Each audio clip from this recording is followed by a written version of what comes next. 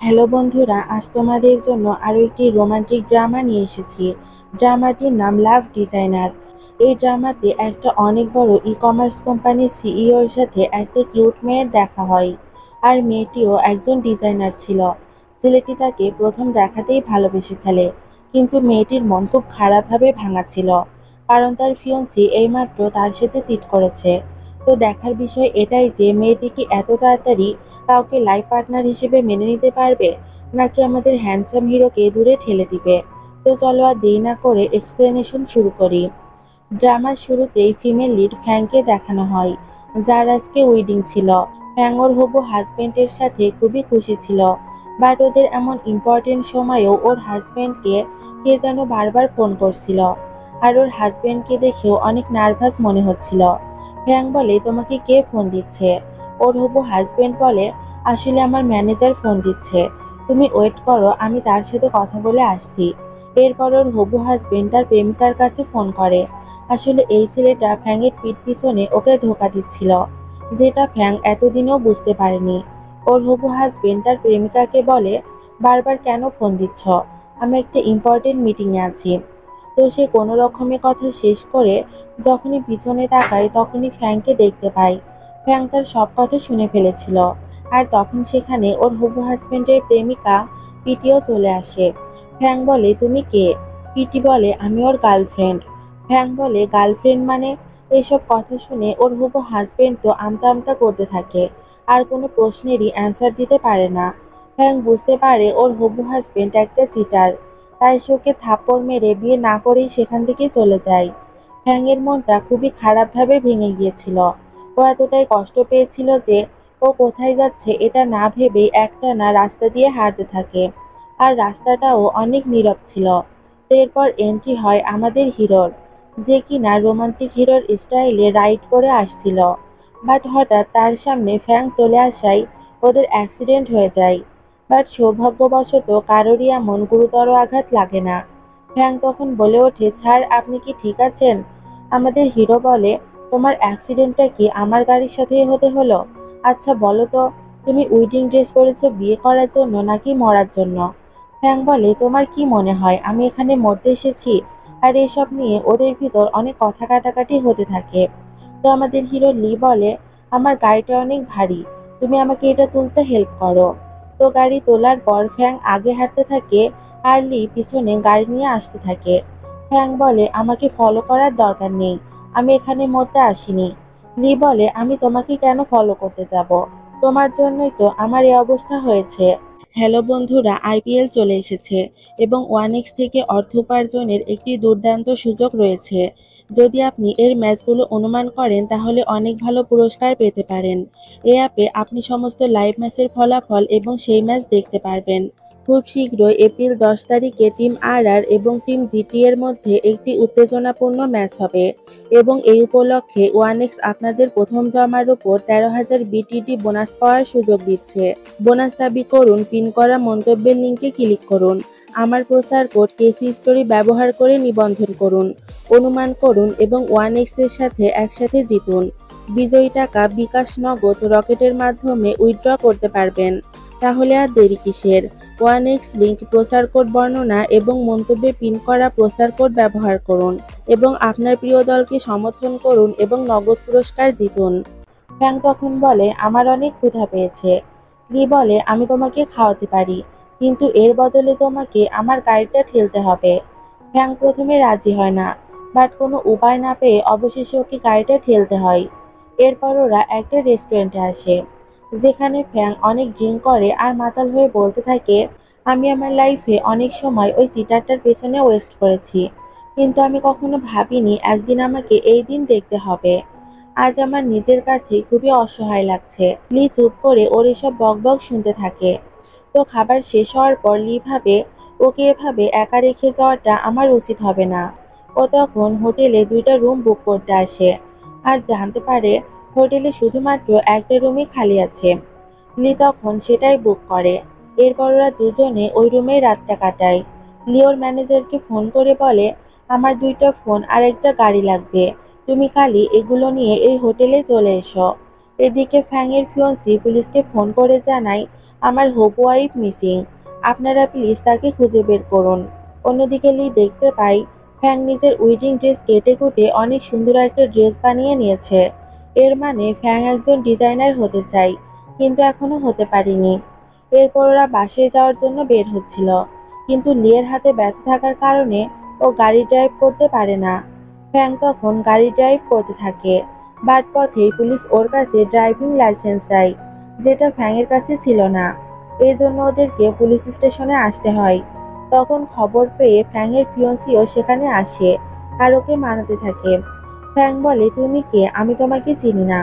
তো তখনই ফ্যাংয়ের ফ্রেন্ড এসে ওর ফিয়ন্সিকে মারতে থাকে আর বলতে থাকে, তুমি ওর লাইফে না আসলে ওর এই অবস্থা হতো না। ও নিশ্চয়ই খুব ভালোভাবে নিজের ক্যারিয়ার করতে পারতো। তো এত মার খাওয়ার পর ফ্যাংয়ের ফিয়ন্সি তো ভয় পেয়ে সেখান থেকে চলে যায়। নেক্সট সিনে লি জানতে পারে কেউ ওদের কোম্পানির ডিজাইন চুরি করে মার্কেটে সেল করে দিয়েছে। এতেও খুবই চিন্তিত হয়ে পড়ে। দেনও এটাও জানতে পারে এই ডিজাইনটা আসলে ফ্যাংয়ের ফিয়ন্সির কোম্পানি থেকে লিক করা হয়েছে। এতেও ফ্যাংয়ের উপর পুরোপুরি সন্দেহ করে। ফ্যাং বাসায় এসে দেখতে পায় ওর ফিয়ন্সি ওর বাড়িঘর ভাঙচুর করে ওর সব প্রয়োজনীয় জিনিসপত্র নিয়ে চলে গেছে। এসব দেখে ও খুবই আপসেট হয়ে বসে থাকে। তখন সেখানে বাড়ির মালিক এসে ওকে ভাড়া পরিশোধ করতে বলে। ফ্যাং বলে, আমার কাছে এখন টাকা নেই, আপনি আমাকে সময় দিন, আমি ঠিকই আপনার টাকা পরিশোধ করে দিব। তো ফ্যাং যখন মনোযোগ দিয়ে কাজ করছিল, তখন ওর কাছে নোটিশ আসে যে লিওর বিরুদ্ধে ডিজাইন চুরি করার কমপ্লেন করেছে। এতে ফ্যাং বলে, আমি কারো ডিজাইন চুরি করিনি, আর আমি লিকে চিনি, আমি নিজে ওর সাথে কথা বলতে চাই। বাট লয়ার বলে এতে কোনো লাভ হবে না, আমি পার্সোনালি লিকে জানি, সে খুবই রুড একজন মানুষ। বাট এরপরও ফ্যাং লিকে ফোন করে বোঝাতে থাকে, বাট লিওর কথা না শুনেই ফোনটা কেটে দেয়। এরপর ফ্যাং সরাসরি ওর সাথে দেখা করে বলে, তুমি তো জানো আমার বর্তমান অবস্থা কেমন, আমার কাছে এখন 1 টাকাও নেই, আমি কিভাবে তোমার এই কম্পেনসেশন পরিশোধ করব? আর আমি এমন কোনো কাজ করিনি, বরং আমার ফিয়ন্সি এসব করেছে। লি বলে, কে এটা করেছে আমি জানতে চাই না, আমি তো শুধুমাত্র আমার নাম বাঁচাতে চাই আর আমার ডিজাইনকে সেভ করতে চাই। এরপর লি জং মানে ফ্যাংয়ের ফিয়ন্সিকে অফিসে ডেকে পাঠায় এবং বলে, তুমি এসব কেন করেছো? জং ওকে এসব করার জন্য সরি বলে। লি বলে, তুমি নিজে তো অপরাধ করেছই, আবার সব দোষ ফ্যাংকে দিয়েছ। জং বলে, আসলে আমি এমনটা করতে চাইনি। লি বলে, আমি তোমার কোনো কথা শুনতে চাই না, আমি শুধু এটাই চাই তুমি যে ভুল করেছো সেটা সংশোধন করো। নেক্সট ডে লি ফ্যাংয়ের সাথে দেখা করে আর ওর উপর মিথ্যা দোষ চাপানোর জন্য ক্ষমা চাই। ফ্যাং বলে, আমি জানি জং তোমাকে এখানে পাঠিয়েছে। লি বলে, হ্যাঁ, কিন্তু আমি পার্সোনালি তোমাকে সরি বলতে চাই। ফ্যাং বলে, আমি চুরি না করেও তুমি আমাকে চোর বানিয়ে দিয়েছ, এখন মনে হচ্ছে আমি তোমাকে বিশ্বাস করেই ভুল করেছি। এই বলে ও চলে যায়। বার্টলি আবারও ওর সাথে দেখা করতে অফিসে আসে। ওকে দেখে সব এমপ্লয়িরা তো অবাক হয়ে যায়, বাট ফ্যাং ওকে পাত্তা দেয় না এবং বলে, তুমি এখানে কেন এসেছ? লি বলে, আমি এখানে তোমাকে ডিনারের জন্য ইনভাইট করতে এসেছি, তুমি কি একদিন আমার সাথে ডিনার করবে? তো ফ্যাং প্রথমে ওর সাথে ডিনার করতে রাজি হয় না, বাট লি অনেকবার রিকোয়েস্ট করায় ও রাজি হয়ে যায়। তো ডিনারে এসে ওরা দুজনে অনেক গল্প করতে থাকে। লি তখন আবারও ওর কাছে ক্ষমা চাই আর বলে, তোমাকে ব্লেম করার আগে আমার সবকিছু আরেকবার ঠিকভাবে কনফার্মেশন করে নেওয়া উচিত ছিল, এজন্য আমি তোমাকে মন থেকে সরি বলছি। ফ্যাং বলে, এই বিষয়টা বাদ দাও, আমরা আর নেক্সট টাইম এ বিষয় নিয়ে কথা বলবো না। এখানে ফ্যাং ওকে ক্ষমা করে দেয়। ফ্যাংয়ের খুবই কম রেটের ভিতর একটা বাসার প্রয়োজন ছিল, এজন্য ও লিয়ের কাছে হেল্প চায়। লিওকে অনেক বড় একটা বাসার ব্যবস্থা করে দেয়। লি বলে, এই বাসার ভাড়া তোমাকে প্রতি মাসে নয়, বরং প্রতি বছরে পে করতে হবে। এটা শুনে ফ্যাং খুবই অবাক হয়ে যায় আর মনে মনে অনেক খুশিও হয়। আসলে এই বাড়িটা লিয়ের ছিল, ও শুধুমাত্র ফ্যাংকে হেল্প করার জন্য ওর কাছে এই বাসাটা ভাড়া দিয়েছে। বাট ফ্যাং কোনোভাবে এটা জেনে যায় যে এটা লিয়ের বাসা, আর এটা নিয়ে ফ্যাং ওর উপর অনেক রাগারাগি করতে থাকে। লি বলে, কে বলেছে এই বাসাটা আমার? এটা আমার গ্র্যান্ডপায়ের বাসা। তোমার এখন ফিনান্সিয়াল অবস্থা ভালো নেই, এজন্য আমি তোমাকে হেল্প করেছি। ফ্যাং বলে, তুমি এভাবে সাহায্য না করলেও পারতে, সবকিছু আগে থেকে বললে আমি খুশি হতাম। তো ফ্যাংয়ের অ্যাপার্টমেন্ট লিয়ের অ্যাপার্টমেন্টের সামনেই ছিল, যেখান থেকে লি সবসময় ওকে দেখত। ফ্যাং জানালাটা বন্ধ করার চেষ্টা করছিল, বাট ও সেটা বন্ধ করতে পারছিল না। তখন ও লিকে ফোন করে। লি বলে জানালাটা রিমোট দিয়ে বন্ধ করতে হবে। ফ্যাং সেটা রিমোট দিয়ে বন্ধ করতে গেলেও সেটা বন্ধ হয় না। ফ্যাং বলে নিশ্চয়ই ব্যাটারি খারাপ হয়ে গেছে। লি বলে তুমি যদি ব্যাটারি চাও তাহলে তোমাকে আমার অ্যাপার্টমেন্টে আসতে হবে।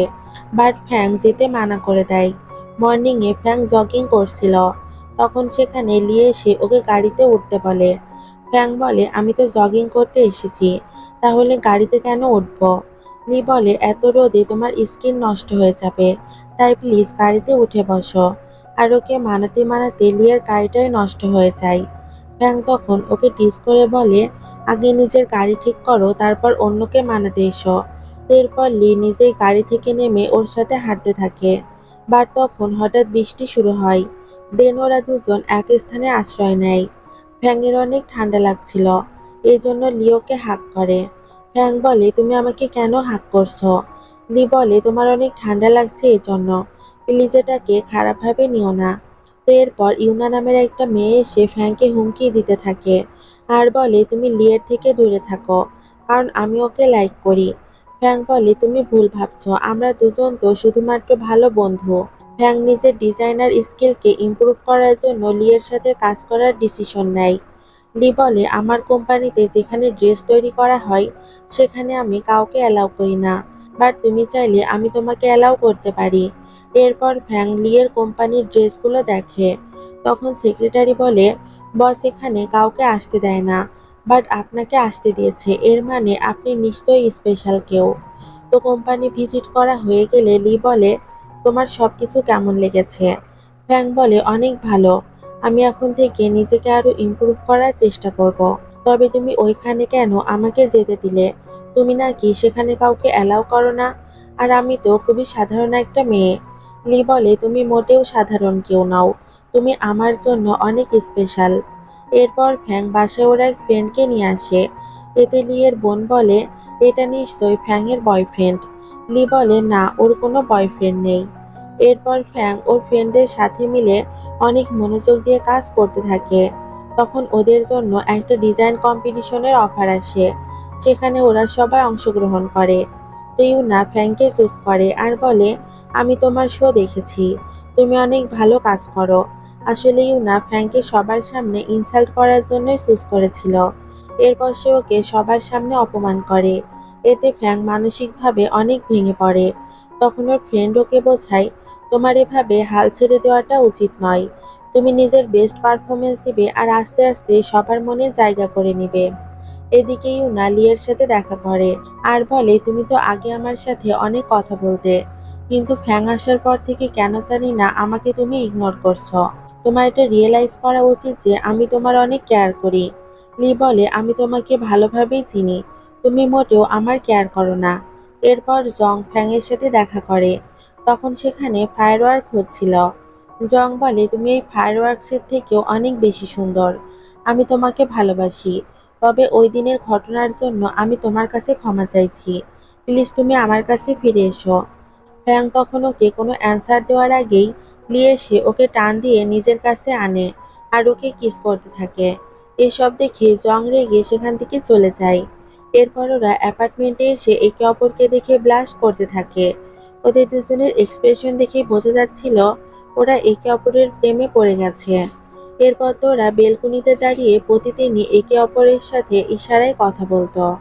আর এখানে লি অনেক সুইট সুইট বিহেভ করছিল। এর পরের সিনে ফ্যাং জানতে পারে ওর বাবার লিভার ক্যান্সার হয়েছে। এটা জানার পর ও মানসিকভাবে ভেঙে পড়ে। এতে ওর বাবা বলে তুমি কান্না কেন করছো? তুমি এত কাঁদলে আমি নিজেই তো ভেঙে পড়বো।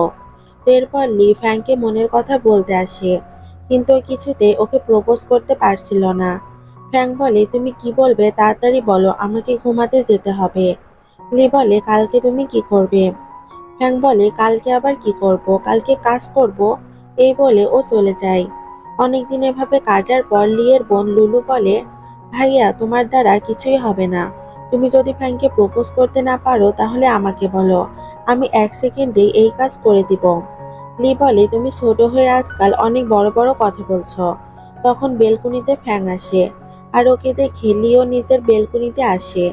ফ্যাং তখন ওকে বলে এখান থেকে চলে যাও, কারণ আজকে আমার মম বাসায় এসেছে। বাট লিওর কথা ভালোভাবে শুনতে পায় না। ও বলে কি বলছো, জোরে বলো। ফ্যাং তখন ওকে মেসেজ করতে থাকে, বাট মেসেজ করার আগে সেখানে ওর মম চলে আসে। ওর মম বলে এই ছেলেটা কে, একে তো মনে হয় আমি আগেও দেখেছি। এদিকে লি তো মেসেজ করায় ব্যস্ত ছিল। একটু পর ও যখন ফ্যাংয়ের মমকে দেখে তখন এদিক ওদিক তাকিয়ে কিছু না দেখার ভান করতে থাকে। ফ্যাংয়ের মম বলে এখানে এসব কি হচ্ছে, তুমি আমাকে সত্যি করে বলো, কারণ তোমার এখন এসব করার বয়স নয়, তোমার এখন বিয়ের বয়স হয়ে গেছে। যদি তুমি ছেলেটাকে লাইক করে থাকো তাহলে তার সাথে বিয়ে করে নাও। ফ্যাং বলে ছেলেটার সাথে আমার কোনো সম্পর্ক নেই। বাট ওর মম ওর কথা না শুনে ওকে জোর করে লিয়ের বাসায় নিয়ে যেতে থাকে আর বলতে থাকে আমি ছেলেটার সাথে সরাসরি কথা বলতে চাই। ফ্যাং বলে মম প্লিজ ছেড়ে দাও, আমার পেট ব্যথা করছে। ওর মম বলে এখন এসব বাহানা চলবে না। এরপর ওরা লিয়ের বাসায় আসে। লি ফ্যাংয়ের মমকে দেখে বলে হ্যালো আন্টি, কেমন আছেন, প্লিজ ভেতরে আসুন। তো ফ্যাংয়ের মম ভেতরে এসে বলে তোমাদের দুজনের ভেতর কি চলছে, তোমরা কি একে অপরকে লাইক করো? লি বলে না আন্টি, আমরা দুজন তো জাস্ট ফ্রেন্ড। তখন লুলু এসে বলে ভাইয়া তুমি তো অনেক অ্যাডভান্স হয়ে গেছো, তুমি এখনো ফ্যাংকে প্রপোজই করতে পারলে না, কিন্তু সরাসরি ওর মায়ের সাথে কথা বলতে চলে এসেছো। লুলুর কথা শুনে ফ্যাংয়ের মম বুঝতে পারে নিশ্চয় এই মেয়েটা কিছু একটা জানে। সে বলে কিউট বেবি, তুমি আমাকে বলো এদের দুজনের ভিতর কি চলছে। কিন্তু লি তখন ওকে ইশারা করে কোনো কিছু বলতে নিষেধ করে। এতে লুলু বলে আন্টি আমার অনেক হোমওয়ার্ক আছে, তাই আমাকে যেতে হবে, এই বলেও চলে যায়। আর ফ্যাংয়ের মম রাগ করে ওকে বাসায় নিয়ে চলে আসে। এরপর থেকে ফ্যাংয়ের মম ওর সাথেই থাকতে শুরু করে আর সব সময় ফ্যাংয়ের উপর নজর রাখতে থাকে। এজন্য লি আর ফ্যাং লুকিয়ে একে অপরের সাথে দেখা করে। ফ্যাং একদিন বলে আজকে আমার মম বাসায় নেই, তুমি চাইলে আমার কাছে আসতে পারো। এটা শুনে লি তখনই ওর বাসায় চলে আসে আর দুজনে রোমান্টিক সময় স্পেন্ড করে। এরপর লিওকে বলে তুমি কি কালকে আমার সাথে ঘুরতে যাবে? এতে ফ্যাং এক কথায় রাজি হয়ে যায়। বাট তখনই মিস্টার সাং ওকে ফোন করে বলে আমি তোমার সাথে কোঅপারেট করতে চাই, এজন্য কালই আমাদের মিটিং করতে হবে। ফ্যাং এর জন্য এটা অনেক বড় একটা সুযোগ ছিল, তাই ও মিটিং এর জন্য রাজি হয়ে যায়। এরপরও লিকে মানাতে আসে আর বলে সরি, আমি তোমার সাথে যেতে পারবো না, কারণ মিস্টার স্যাং আমার সাথে ডিল করতে চেয়েছে, আর এরকম সুযোগ আমার জন্য বারবার আসবে না। লি বলে সমস্যা নেই, তুমি ডিল করো, কারণ তোমার কাজটা আগে, আর আমরা তো যে কোনো দিনই ঘুরতে যেতে পারবো। নেক্সট সিনে ফ্যাং লিয়ের বাসায় আসে আর ওরা তিনজন অনেক মজা করে খাবার খেতে থাকে। তো খাবার খাওয়া শেষ হলে লিওকে বাসায় পৌঁছে দিতে আসে। ফ্যাংয়েরও ইচ্ছে করছিল না লিকে ছেড়ে যেতে। লি তখন ওকে দেখে অ্যাট্রাক্ট হয়ে কিস করতে থাকে। এরপর ওরা ফ্যাংয়ের বাসায় এসে রোমান্স করতে থাকে। কিন্তু এটা কি, ফ্যাংয়ের মম তো অলরেডি সেখানে উপস্থিত ছিল। এসব দেখে সে অনেক দুঃখী হয় আর বলতে থাকে আমি কখনোই ভাবিনি আমাকে এই দিন দেখতে হবে। লি বলে আন্টি আসুন, আমি আপনাকে সবটা বুঝিয়ে বলছি। তো যাওয়ার আগে লি ফ্যাংকে বলে তুমি চিন্তা করো না, আমি সবকিছু ম্যানেজ করে নিব। এরপর লি ফ্যাংয়ের মমকে বাসায় পৌঁছে দিতে থাকে আর বলতে থাকে আন্টি আমি আসলে ফ্যাংকে অনেক ভালোবাসি, আপনি আমাদের ভুল বুঝছেন। ফ্যাংয়ের মম বলে তাহলে তুমি যদি ফ্যাংকেই ভালোবাসো তাহলে তোমার এক্সের কি হবে? লি বলে আপনি কার কথা বলছেন? আন্টি বলে আমি ইউনার কথা বলছি। লি বলে আমরা দুজনে একসাথে কাজ করি, তাই আমাদের বারবার দেখা করতে হয়। কাজের বাইরে তার সাথে আমার কোনো সম্পর্ক নেই, আমি তো শুধু ফ্যাংকেই ভালোবাসি। আমি ওকে অনেক খুশি রাখবো আর ওর সব বিষয়ে ওকে সাপোর্ট করব। প্লিজ আপনি আমাদের সম্পর্কটা মেনে নিন। তো আন্টি চলে গেলে লি ফ্যাংয়ের কাছে ফোন করে আর বলে আমার খুবই রিগ্রেট ফিল হচ্ছে যে আমি কেন তোমাকে কিস করতে গেলাম। আমি যদি তোমাকে কিস না করতাম তাহলে এসব হতো না। আমি জানি না এই ঘটনার পর তোমার মা আমার সাথে কেমন আচরণ করবে। ফ্যাং তখন দুঃখী হয়ে বলে তাহলে এখন আমাদের ব্রেকআপ করে নেওয়া উচিত, এছাড়া আর কোনো রাস্তা নেই। এটা শুনে লি স্মাইল করে আর বলে আমি তোমাকে বোকা বানিয়েছি, আসলে আন্টি আমাদের সম্পর্কটা মেনে নিয়েছে। ফ্যাং বলে তুমি আমার মন রাখার জন্য মিথ্যা বলছো তাই না? লি বলে না, আন্টি মনে করতো আমি হয়তো ইউনাকে ভালোবাসি, কিন্তু আমি এখন ক্লিয়ার করেছি যে আমি শুধু তোমাকেই ভালোবাসি, এজন্য তিনি আমাদের সম্পর্কটা মেনে নিয়েছেন। এটা শুনে ফ্যাং অনেক খুশি হয়। তো লি এর পর ফ্যাংকে খুবই কুল একটা প্লেসে নিয়ে যায় আর ওকে প্রপোজ করে। এতে ফ্যাংও রাজি হয়ে যায়। এরপর ওদের উইডিং সিন দেখানো হয়, যেখানে ওরা মোটর বাইকে করে এন্ট্রি নেয়। লি আমাদের বলে, তোমরা হয়তো জানতে চাইছো যে আমরা এন্ট্রি নেওয়ার জন্য মোটর বাইক কেন ইউজ করেছি। আসলে এই বাইকের মাধ্যমেই তো ফ্যাংয়ের সাথে আমার প্রথম দেখা হয়েছিল। এজন্য বাইকটা আমাদের কাছে অনেক ইম্পর্টেন্ট। তো এরপর ওদের বিয়ে কমপ্লিট হয়। ফ্যাং বলে, বিয়ে তো হয়ে গেল, তো চলো আমরা এবার বাচ্চা নেওয়ার প্ল্যানিং করি। লি বলে, আমাদের বাচ্চার নাম কি রাখবো?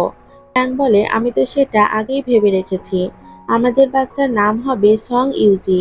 আর এটা নিয়ে ওরা দুজন অনেক হাসাহাসি করতে থাকে। এরপর 1 বছর পরের সিন দেখানো হয়, যেখানে ওরা দুজন আবারও ওই প্লেসে বেড়াতে যায় যেখানে ওদের প্রথম দেখা হয়েছিল। লি বলে, আমি যদি তোমাকে সেদিন আমার বাইকটা ঠেলতে না বলতাম, তাহলে হয়তো তোমার সাথে আমার বিয়েটা হতো না, কারণ তুমি তো একদমই অকেজো। এটা শুনে ফ্যাং ওর কান ধরে বলে, বলো আমাকে কি আর কখনো অকেজো বলবে? লি বলে, আর কখনো বলবো না, যদি তুমি আমাকে একটা সারপ্রাইজ দাও। ফ্যাং তখন ওর পেটে হাত রেখে বলে, এই নাও তোমার সারপ্রাইজ। লি অবাক হয়ে বলে, মানে কি? ফ্যাং বলে, আমি প্রেগনেন্ট। আর এটা শুনে ওরা দুজনে বাচ্চাদের মতো করে আনন্দ করতে থাকে। আর এখানে এই ড্রামাটির হ্যাপি এন্ডিং হয়ে যায়।